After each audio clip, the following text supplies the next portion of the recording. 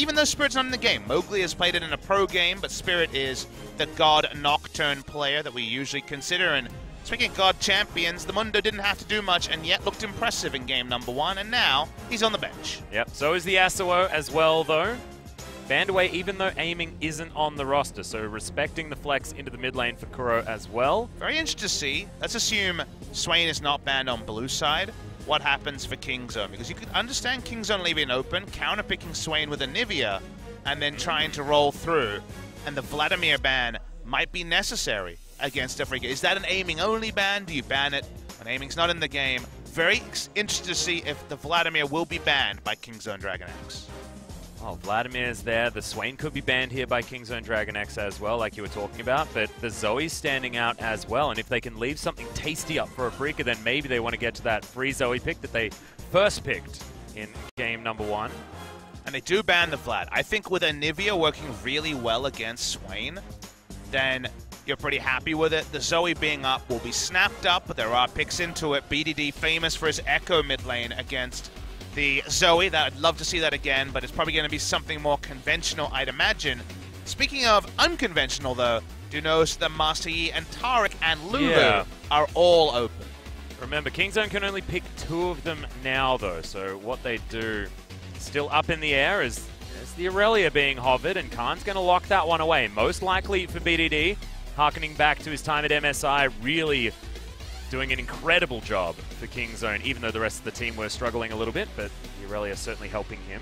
And we're gap closing now. Camille right and the Aurelia on board. This is usually where you do not pick a marksman, because Aurelia are very good against them. The Hextech Ultimatum makes it even more reliable. Aurelia's power and her win rate has fallen in 8-11 because you don't have the same pesky marksman to feast off. The Zoe is one you can feast on, though. Similar kind of champion when it comes to the Aurelia dive being strong, and the Skarner, which has been pretty up and down in priority, but still has seen some visits. See if the Skarner can work, because obviously the skirmishing against the Camille Pre-6 is going to be not the best. Yeah, sorry for interrupting, but the Skarner certainly has been not as successful as some of the other champions, as the Swain survives for a very long time before getting snapped up by Afreeca. Because it's also saying top or bot lane Swain, probably duo lane Swain for the first time in the LCK. Common in Korean solo queue and also over in the LPL, but first time we're seeing it in the LCK is this bot lane Swain. Good against Vladimir in general. Pretty decent because he has the very low mana wave clear. Kingzone, I'm sure, know exactly what's going on. Very unlikely to be a Zoe support, so it's going to take the Lucian, go for lane power. Strongest laning AD carry available, and Kingzone, ever since their struggles in the first week with the Mordekaiser and friends, do seem to be following in the footsteps of Gen G and sticking with the marksman. Yeah, and just putting Prey and Gorilla on things that they're comfortable on as well, and just utilizing their extreme levels of experience and mastery down on the bottom side of the map, and it makes sense. It's his 6th year anniversary as a pro player. Turns out didn't play Vladimir and Mordekaiser for many of those 6 years. Yeah. As Morgana is going to be taken away. The bottom lane support pool is what's being targeted right here because neither team has locked anything in. I mean, I guess theoretically Camille is somewhat of a pseudo support, and you've got Zoe down there that could potentially hop in. I wonder if Kingzone will say, we've got strong dive, let's take a Soraka for laning phase against the Swain. It's possible here. Will be an element of risk to it. 2 games already of Swain for Kingzone, and you know it's going to be a bruiser that has CC and Swain, most likely in the bot lane. Could still be top lane Swain. We have to leave it open there, but that's the way you're feeling. So you could understand Soraka as a ban for Afreeca or a first pick for Kingzone on the red side. Be a lot of lane presence with Lucian Soraka. I mean, Aatrox ban. Yep, that's going to be taken away from Khan on the top side of the map. Of course, Afreeca intelligently assuming that BDD, or I guess theoretically, well, not Prey, because he'll be playing the Lucian. So BDD should be playing the Aurelia in the mid lane. Will they last pick support or take it here? That's my question. Tahm Kench is open. Tahm Kench kind of does well against Zoe Skarner and also does poorly, depending on how the game goes, because catching poke or being engaged aren't going to be bad. They do change to a range support, but it's a different range support. It's not the Soraka, it's the Fiddlesticks. I don't like Tahm Kench as well into both Zoe and Skarner because you just end up dying trying to peel for somebody. They go the Fiddlesticks, but Fiddlesticks, while very strong in lane, can also be engaged upon and will die to a gust of wind this game, that's for sure, and there's a lot of CC to avoid already. Risky, but it does give them a very oppressive 2v2 when Alistair isn't using his all-in. Well, Alistair, like you say, locked in as the 4th pick here for Afreeca Freecs. Still one more, and it's going to be the chase. Okay. Against Khan. Cool. What is Khan going to play into it? Will he play Aurelia top into it? Risk it for the biscuit? It seems like no. He's going to do it. He told me way back when at MSI After Party, I can play the Ornn. I just didn't get my opportunity. I'm going to get it ready for summer. Will he Ornn into Jace? He certainly knows Jace matchups pretty well. Damn right he does. And he is going to lock that one in, so... He looked really depressed on screen, by the way. Yeah, look at him. He's so dejected. He's like, oh, I guess I'm going to be bored this game. I mean, he is the expert on bad matchups for Jace. Yeah. If you remember, he's given some interesting interviews about certain tanks versus Jace and his feeling playing against them. Well, if anyone knows the ins and outs of a Jace, even if he's not exactly playing it, he's going to be playing against it. I give it to Khan. Second pro game ever on the Ornn for Khan. He had a victory right at the start of spring season. Didn't play it afterwards, notably.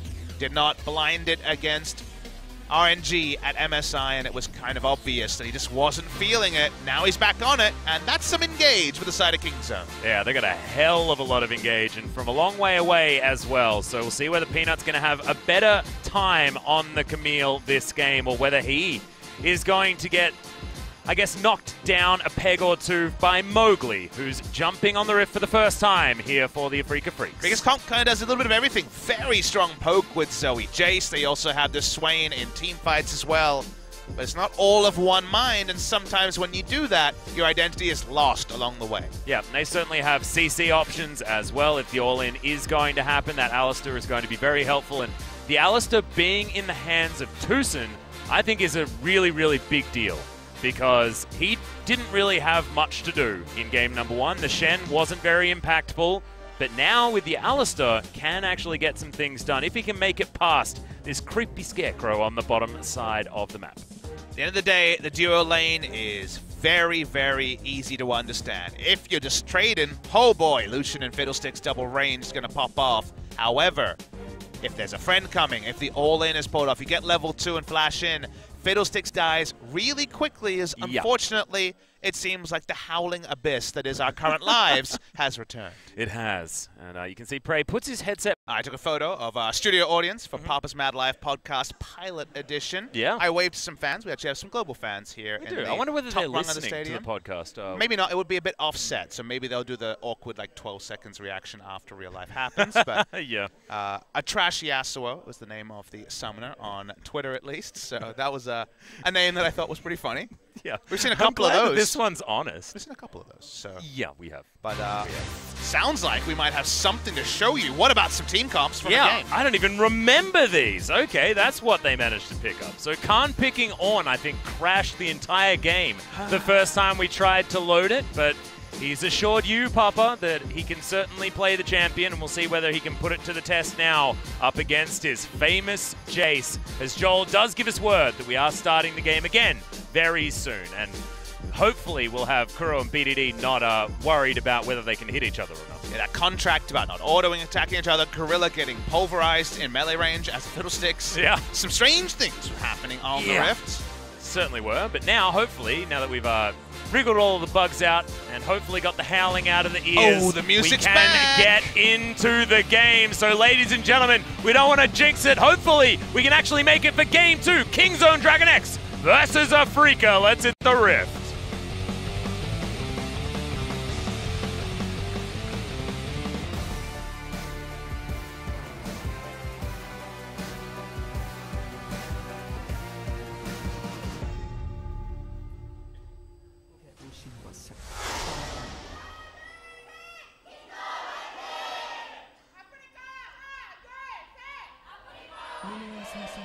Kingzone fans very loud in the audience as we finally get into game number 2. It's been a little bit delayed. We'll see whether Kingzone can hold on to that momentum that they had from their win in game number 1. I mean, that momentum was a long time ago, as BDD Pick Me says every team that isn't Kingzone around the world, maybe excluding SKT as well. Not sure why that dude was bottling himself. But, well, we were talking about glassing on a recent podcast on the LCK. Yeah. You obviously have a better idea of what that is. I do. My friend accidentally glassed himself once. It was pretty amusing. You know what the best part of that was? What? Afterwards, in the taxi, Brendan asked me what glassing was. He definitely didn't know, and it made it all the much better. That is so much better. I can't believe you just called him out. It's great. Oh. No, but why would he know what glassing was? He's American. It's an Hey, Australian that's true. thing. That is true. So that was we have beautiful. taught a lot of Americans what glassing is, though, in our time. Yes. I feel like that's what we've given to the... By hook or by crook. It's always good to give back, you know, always good to give back. And we might even give back to the viewers who enjoyed the podcast by giving them some sick League of Legos. Now, we're not sure. 1 minute 45 has happened without a pause. That's a record for us. Yeah, it's done really, really well so far. We might even be getting to Chrono Break territory if something actually goes wrong. Reminder of where Prey is at career-wise. 1492 kills, debuted in Champions Summer 2012. So one of our longest tenured players. I guess Ambition, Prey. Score is the longest tenured players. He's been there since the Invitational, but a lot of OGs still around the Korean League of Legends scene.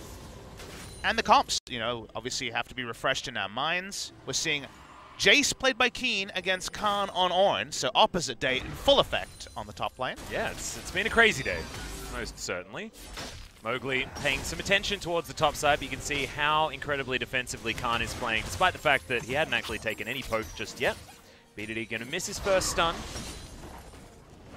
Kuro will have a lot of damage potential here as far as poke is concerned with the range advantage, but all in could certainly be a thing here for BDD. And for the side of Afreeca, if you look at their comp, again, some of you seeing it for the first time after all the pauses, they have pick into poke. That's what they're trying to do. They're trying to use the Skarner ultimate and the Alistar, maybe even the synergy with the Swain. Man, you can pull people a long way with Skarner and Swain. With that duo to get a pick, and then Zoe and Jace will load up under a turret. But do note, that's two very distinct, different things. They have team fight, they have poke and a strong team fight champion like the Swain Alistar. You can use that for a pick, but they also have two strong sieging champions, and there's always the risk that you do two things very well, but unfortunately can't find enough gold or success among those champions and end up with nothing rather than two strong areas. Yep. Meanwhile, this side of Kingzone, we're fighting, boys. Yeah, and Kingzone have been very good at that in the past. So sticking to what you're good at, certainly a fantastic strategy. They're going to continue doing so. Khan does have to prove to us that the Ornn is something that is actually in his wheelhouse. Of course, we know him as a very aggressive player. The tanks haven't really been his thing, and the Ornn definitely not one of the champions that he does like to play. But so far, it's just fine. Just chilling out here on the top side of the map, weathering the Jace storm. And the Storm is in the bot side for the side of Kingzone. It's always good when both teams have a Storm, otherwise you end up just losing priority in the early game. The Jace Storm over the Ornn. Ornn can win trades, but obviously trimming the wave is the Jace. Controlling the wave more so is the Jace, especially if there is jungle control. The side of Afreeca, which you can see Mowgli is creating on the top side. Any vertical jungling on the top side, happy news for the Jace. On the bottom side, the Storm is that Prey and Gorilla are double ranged, and if Kramer and Tucson fail and all in, they just die. They also get poked out if they don't commit. So, given that the Skarner hasn't been there, it's been happy times for Prey and Gorilla, building up a big lead in this lane. They are. And at least there is some vision in that bottom brush. Of course, having Fiddlesticks invisible is always the most terrifying thing ever. As Mowgli is going to pay some attention here towards the bottom side of the map. Headbutt Pulve comes in. Good fear to stop it as the flash comes in from Tucson. They're looking for Prey and just in goes the Skarner. It's all too easy, but First Blood is going to go over to Prey as now Gorilla trying to get himself the hell out of there. Might actually have some CC available, but there's the never move. And Kramer's going to help lock that one down. So a 2-for-1 in favor of Afreeca. Ends up being a double kill. Should have been something that Kingzone's duo lane should have read. The moment that Peanuts saw that his Raptors was up, he should have said, where is Skarner? Where is Skarner? Question is, he had gone from top side to bot side. He had tried to transfer his power, taking the top side scuttle into playing bot side. And Tucson unengaged champions, a match made in heaven. I believe that was actually a minion he taxied to, or he just had enough range on the pulverize to hit it. Tucson does go down for the first blood, but well, it's not on a Tom Kench this time. He's on a Fiddlesticks, so the double kill was always going to go to the side of Afreeca. Yeah, very nicely done. But Good for Kingzone to be able to get one back and to get it onto their carry as well, because it means that he does get that Bilgewater Cutlass back, which is exactly what he wanted to use that teleport on in the first place. So continuing to build that lead ever further. And so despite the fact that, yes, the double kill went over to the side of Afreeca Freecs, the lane positioning and control certainly in the favor of Kingzone, because that's Exhaust Ignite in the hands of Kramer and Tucson, so not able to get back there immediately. Tucson's flash is down. In a vacuum, Prey and Gorilla will poke out, do very well in trades. So speaking of trades, we see Keen take his first aggressive one on screen, at least. All right. Yeah, they are going to be able to get the stun here onto Prey, who flashes, trying to get out of the way of Tucson here. Remember, he does have some lifesteal, but Kramer just waiting for cooldowns. Never move going to be dodged, though, as he gets out of the way. The flash into the Force Lightning, and that's going to do it. The Drain Tank needs to be here, but he just gets booped out of it, and the double kill for the Swain means Afreeca Freecs well and truly on the board. See the expression on the face of Prey. He's frustrated. We didn't see how it started. I guess he was caught by a never move, perhaps. We usually talk about how the Swain player had a lot of experience on the champion and lose out. How many games of bot lane Swain has Prey played against? Let's see how this started. Yes, the never move into the passive, into headbutt pulverize. The sort of duo of skills you don't have to respect as a bot lane Lucian, plus a bot lane player very often. And from there, there's just no way for Prey to escape because Flash was still up. The only summoner in the bot lane still available on the side of the Afreeca Freecs, and 2 times Gorilla has realized he's done. Speaking of being done. Yeah, BDD is going to be able to get a whole bunch of resets onto Mowgli here as the Ram's going to come down and just boop the Skarner out of the way. More fighting even, as in goes Peanut. The Hextech ultimatum is good, but turret range means that he has to disengage. Kuro taking a lot of damage here. Teleport from Keen. Might have been a little bit too much there, as Tucson lying in wait here on the bottom side of the map as Vision of Empire just to try and get Prey out of the way. It's a lot of minions, but Tucson and Kramer are very far ahead here on this bottom side. Don't say we don't give you bang for your buck when we finally got 8 minutes of League of Legends. Had a lot of cool stuff happening. Prey this time a lot more respectful. Yeah. Is unfortunately got the longest auto attack range, which makes never move. And Kramer just waiting and predicting where Lucian will go. Very possible for the chain we're seeing. So becoming a fan of this Swain-Alistar duo. We already said at the start of the season that Alistar X was the god tier Alistar plus non-marksman duo. And Alistar Yasuo for the Last Breath synergy. We're seeing Alistar and the Swain for the Swain passive, and just the lockdown duo between the two. Alistar Mordekaiser as well, fantastic. Yep. Give Mordekaiser some ability to CC someone, certainly good. And Kramer, when he hits level 9, will have a lot more wave control. If you wonder what the latest nerf was to Swain post-MSI patch, it was just giving him back the old, longer cooldown on the Q in earlier levels. Yeah. Not going to be able to just be laser beaming people over and over again, yelling out unlimited power. Didn't work out so well for Mace Windu, we remember. The power is like for the Zoe this time, because BDD was on the Zoe in Game 1. Some of us will, of course, only be joining us now and missed his MVP performance. It was pretty impressive. The Aurelia from BDD, back to MSI, very impressive in and of itself. Has 2 different people to assassinate, the Zoe and the Imposter AD carry in Jace. So side lanes in this game, 1-3-1 or even 4-1 with specifically the Aurelia could be sad times for the side of Afreeca. Oh, you saw Kingzone, almost some sad times for them, as well as Empowered Shock Blast from Keen's going to come down with the flash. Comes in, immediately answered by Keen, but he's too far forward. Hookshot is going to land the stun. The passive keeps Peanut alive, and a second kill for Kingzone. Keen went hunting, but he didn't go hunting at the right time. Thought it was hunting season. Instead, he was the one being hunted in that side. The flash and Searing Charge from Khan was really smart because he still had the own ultimate available. As we see some CC against the side of Kingzone. Yeah, and I thought Mowgli was going to flash to use the ult, but doesn't actually have to, as BDD does get the reset, tries to find more, but doesn't, as Kuro's going to be able to pick up that kill, helped by the exhaust. Afreeca Freecs taking control of this game when it's been seesawing based on this top lane performance from Khan. Blow for blow goes the game, but blow for blow usually is better for the team that is against the Jace rather than the team with the Jace. Jace does not have a CS lead, does not have the most turret damage as far as I could tell. Soon Frozen Heart on the way for Kingzone. But the kills have gone the way of Afreeca. The bot lane has done way better than we could have expected, especially given that Prey and Gorilla are on the standard marksman lane. Mowgli is topside. He's going to pick up the Rift Herald This game is pulled at the seams by both teams, and the end result is a surprising amount of parity. Yeah. Mowgli going to be able to take down that Rift Herald, like you say, so that is another objective now in the hands of Afreeca. That's immediately a Rift Scuttler as well. So Mowgli in a good position despite what the CS numbers are telling you. Khan practically unkillable at the moment. He's going for the Frozen Heart build by the looks of things. I thought if anyone was going to go Iceborne Gauntlet, it would have been Khan, but looks like he's decided not to. Only really value against the Jace also. There isn't any other auto attackers on their side. Skarner, I guess you could say, but no, come on, let's be real. Yeah. So Iceborne Gauntlet would have had some value, but if we know someone who knows how to play Jace, you would think they'd know how to play against it. So I'm going to say defer to Khan on this one. Does it affect the W coming in from Jace? I don't know the exact interaction. I would say no, because it's a fixed number, but I don't actually know for sure. Maybe someone can tweet at us and give us the correct info there. We apologize for not having all of the interaction information for you. There's only a few champions, so I should know every interaction from every ability and all of them, and they change all the time. Exactly. Why haven't you kept up?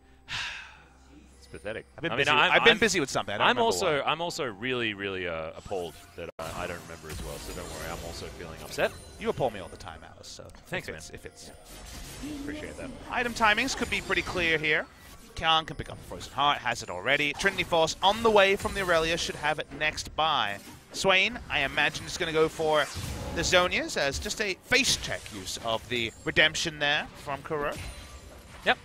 Prey has been doing his best to stay in this lane and is going to be ahead in farm. Absolutely no worries at all there, but 2-0-2 is Kramer. We're going to be looking to the Swain to control this game. Oh, Raptors has been a bad spot for Camille's in the past today. Yeah, certainly true.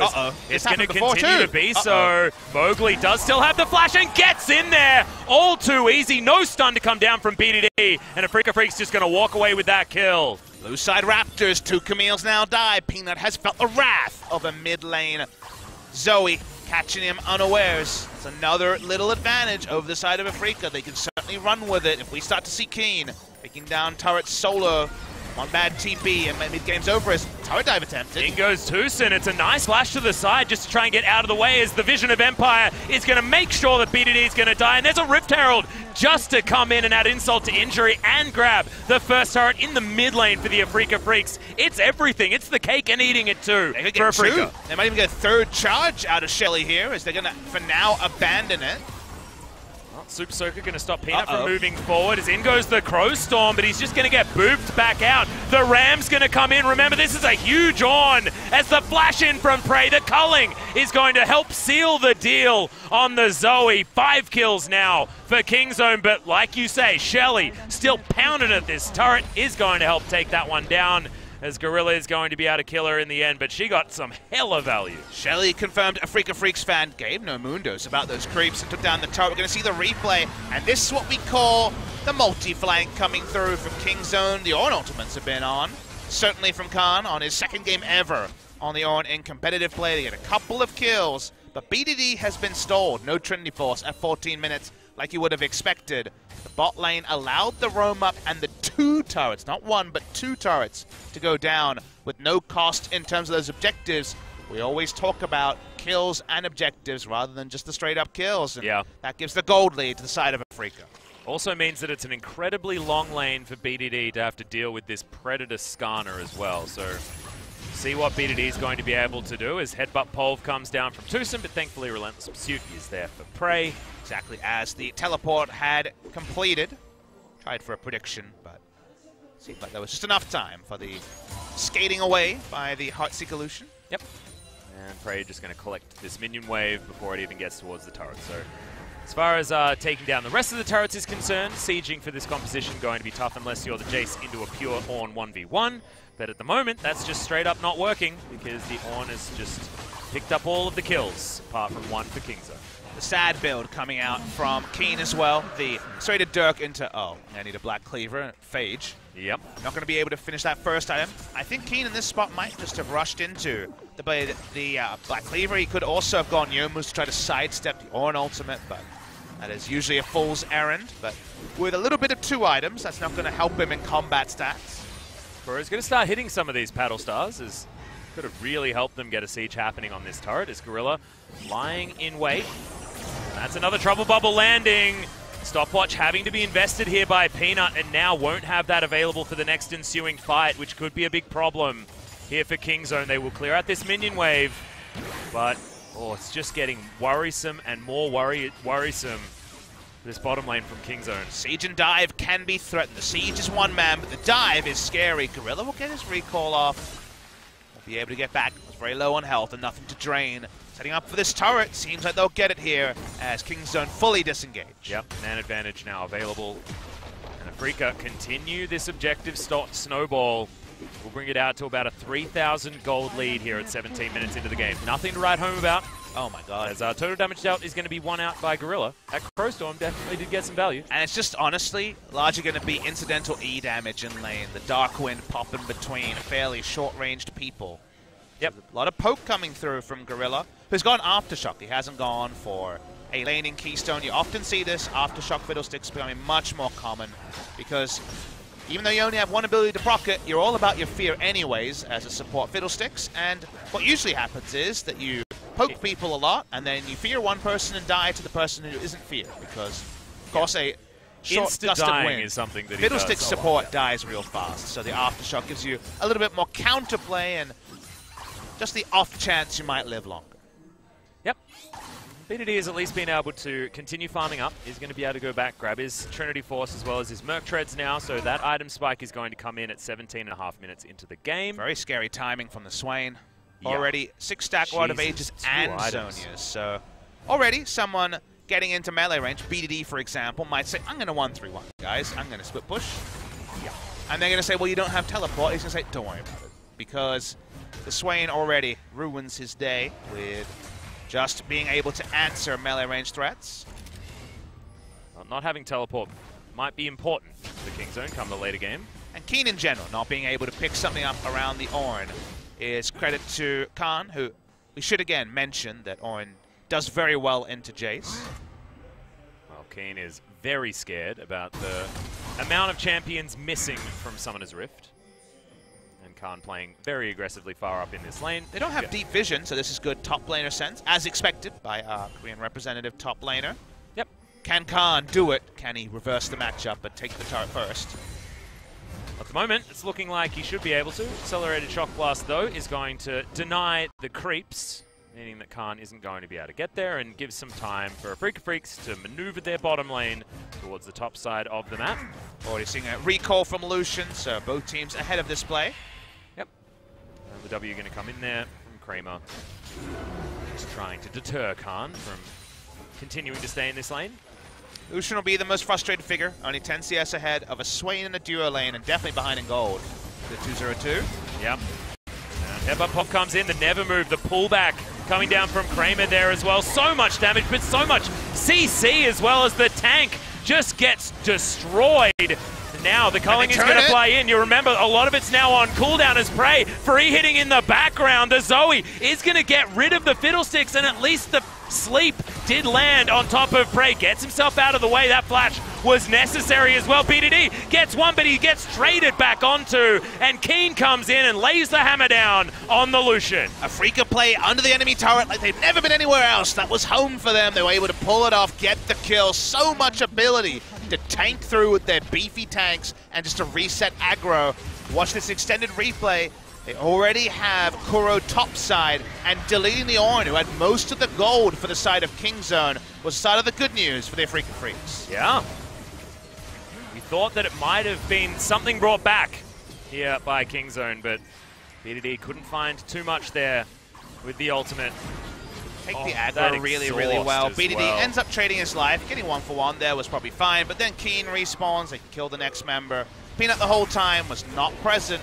5 members under the turret, well juggled, means another lead is grown by the team of the Afreeca Freecs.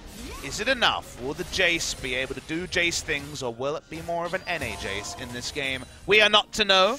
Not yet. But at the moment, it seems to be working very, very well for the Afreeca Freecs. And I swear, Twosome when he's on a playmaker is very frightening, as once again there's an opportunity. Peanut's in trouble, half his health bar still there as tactical sweep doesn't do anything, and it's the Skana that grabs the kill. Prey, he was on the top side of the map, so Kingzone no chance to fight. And it's Banners of Command coming in for Afreeca. This is their territory. They got their second one on the go, as well as Mowgli almost has his set up as well. Been a crazy stop-start game, but when we finally got multiple minutes of action, Afreeca have been trading and playing smarter than the enemy. We're going to watch the replay under the turret as the 0-0. What will the chat do about this? Yep. On the side of Kingzone. Layering circles. Peanut's dead, well. so they haven't got a smite here, so let's see what happens for Kingzone. Crowstorm is available Tucson. here. As in, oh my god, so much damage onto BDD. He's just dead. Straight up, Khan wants to boop them all up. He'll get a couple of knockups, but he's most definitely dead. Double kill now for Keen, who feels like he's coming online by getting these incidental teamfight kills. And Prey, he was just taking Raptors. Nothing you could do to help. Kingzone, it's looking like some of their other games. As it's just not a lot that they can do here. Peanut makes his way back in. Hextech Ultimatum is down, but Tucson, he's just unkillable at this stage. Gets booped back into the Baron pit as well as Prey. Trying to get damage down onto Kuro. Does so as this Baron is relatively slow. Poking over, here comes Keen. Yeah, and Prey getting himself into safety as Peanut over the side wants to find Kuro. Vision of Empire to stop Peanut from getting through. Flash picked up by Kuro as well as the Baron was leashed the entire time, and Kingzone are just going to give up somehow. Afreeca lock it down. Even though it's a really long Baron take, it was well taken by the side of Afreeca. First, we had the zoning. Watch the start. We might need Summer Olympics volleyball Alistair for Tucson. Because he comes in, spikes in Aurelia, and she pops instantly dead. She into the Skarner ultimate. Good job, Tucson. Turns out your Alistair's as good as we remember. From here, it's all about Baron secure. They kill Khan incidentally, because of course it's 5 people. We're not going to show the rest of it, because the best part was at the start. Yeah, all about Tucson. This guy's Alistair is so damn good. But Kramer, he's been able to fit onto this Swain very nicely as well. 3-0 and 8 now for him. His third unique champion, and his other ones with Darius and Gangplank. This is the guy who played Wits End Lucian years ago, so he's found a meta for him. He wants the first class ticket to 8.11. Yep. Wants the weird stuff. As Cloud and Infernal Drake. It's a bushfire for Afreeca with the dragons that they've picked up, and Mowgli once again going to be able to head towards this Rift Scuttler as well on the other end. You can see the damage chart for the last team fight. It's pretty lit, Atlas. It is. The fire has certainly caught and gone around the multiple members of the Afreeca Freecs Kuro, having a day out on the Zoe after we already saw BDD now hours ago, having a day out in game number 1 of this series. And while we're not going to call third game just yet, it's not the casual 11,000 gold lead at 23 minutes. Yeah. Very, very tricky for Kingzone to get back in. They have strong engage. They can still 1-3-1, but maybe not with no Sterix gauge still on BDD, who's been chain ganked this game, 1-4-2, not MSI tier. In the particular game, they start the siege, and we mentioned how they could siege and team fight. When you're in the gold lead, they can do both really good. And also, whenever Tucson walks at anyone, complete respect needs to be given to the cow, meaning he can zone on his own away from this inhibitor turret if he wants to. At the moment, just trying to gatekeep Peanut, looking for a flank, but they're just going to destroy these turrets so incredibly fast. Who needs an AD carry? Just utilize all of the AP damage onto the turrets. And it looks like the Afreeca Freecs aren't done. They don't want to waste any more time in this game. Peanut's in mid lane, so they need to try and draw him over. Peanut doing the Blossom thing. Yeah, I was going to say, a bit of Blossom strategy. Hey, at least he's not killing minions. He would have killed the minion wave, but it wasn't there. There's a red buff available. Should get over there. You have to laugh, otherwise you cry. Exactly. Well, Peanut is finally going to turn up. Does have at least a turret there as Gorilla. Yeah, I mean, someone's going to get hit by these paddle stars. And Gorilla, he doesn't have a lot of health bar to help him out. Even the Shock Blast as well. There is so much poke available as Khan. He's going to blow the horn. We're going to try and get Kingzone into a team fight that they can win. Gorilla, good position with the Crowstorm and BDD. Lands the ultimate. He's dancing around the fight as Mowgli is going to fall immediately. Cleanse is going to come in, but there's the Shock Blast, and Keen knocks out the Aurelia. Khan, the last man standing. He just has to watch as all his structures go down. The Nexus is also going to fall, and we're going to be brought to a game number 3. We would not want it any other way when it's a finals rematch from Spring, and Kingzone, they need to turn this one around against the Afreeca Freecs. Afreeca Freecs make it weird, and they make it weird in the best possible way for them. The 2v2 in the bot lane, Atlas, the double kill after the first gank went through was the tipping point. Suddenly Lucian and Fiddle had nowhere to go. Not impressed with the second Fiddlesticks game from Gorilla in his career. made his trade on the melee supports and now tries for the lane. Well answered. Love the Swain-Alistar duo. That was a cool one and one we might see more.